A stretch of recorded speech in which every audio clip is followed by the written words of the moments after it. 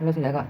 Mình gọi với KP Gaming. Hôm nay mình sẽ giới thiệu các bạn một cái cấu hình 3,5 triệu, có thể bắn PUBG và chơi một số tựa game khác nữa. Đây chúng ta có i5 con chip này mình rất là dùng một cái main B75 của Asus M Plus 4 khai RAM, nên thì khá là giá trị đấy. Đây, điện thoại này nguồn 350W độ fan luôn, 10GB RAM và GTX 650, một ổ cứng 160GB. Đây, đó, rất là đẹp. Con này tông đen xanh. Mình sẽ để link Shopee ở dưới cho các bạn nào mà muốn tham khảo hoặc là muốn mua thử. Đấy, cấu hình này đây. Bây giờ chúng ta sẽ đến với test game. Okay. Mình đã đến với màn test PUBG. Đây các bạn thể thấy FPS nó duy trì chỉ mình để là very low tất cả và chỉ tầm 30 thôi. GPU thì 100% nhưng mà vẫn khá là mát, chỉ có 59 độ tầm đấy.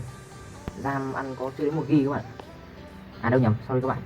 Đây cái này là RAM 7,5GB. FPS khá cao, nhưng mà chúng ta vẫn có thể chơi những tựa game kia bình thường. Bởi vì con card này nó hơi đuối sức so với con CPU. Sau này các bạn có thể nâng lên được, con CPU thì tầm 60 mấy độ.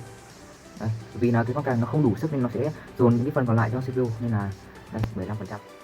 Đấy, chơi cũng 30 fps thì cũng có thể nói là chấp nhận được. Và đây là độ phân giải Full HD các bạn nha, Full HD. Mình nghĩ là các bạn chơi ở nhà thì các bạn không nên để là Full HD đâu, chơi cái màn bé bé thôi, tầm 1380 thôi, 1280, tầm màn HD là ok đấy, FPS sẽ được trên 60.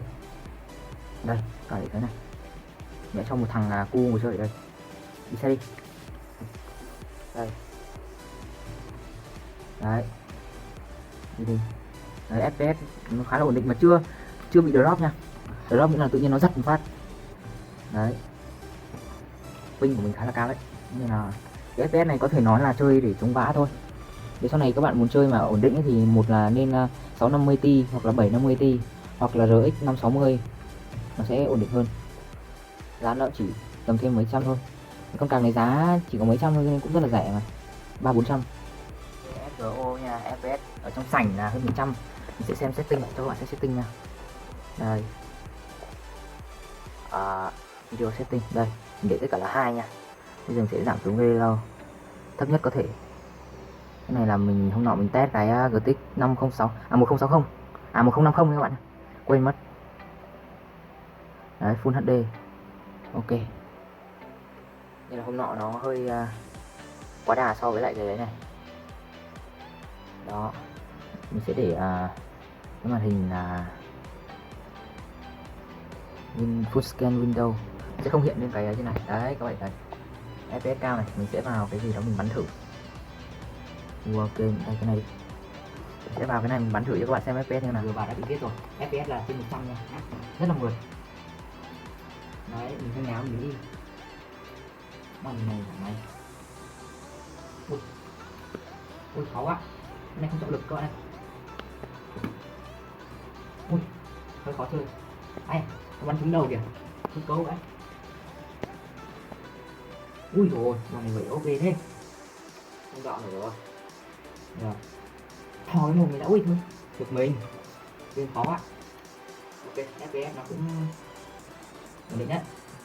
Nói chung là với 3,5 triệu thì chơi ổn đấy. Sau này chúng ta có thể nâng cấp nó, không phải lo về cái vấn đề này đấy. Mày này không trúng cái nào vào đấy. À đây là test thôi các bạn, nhầm, đây cũng là thật rồi. Sẽ đến với PUBG Mobile với 3,5 triệu thì đương nhiên là có thể tiến tốt rồi. FPS rất ổn định.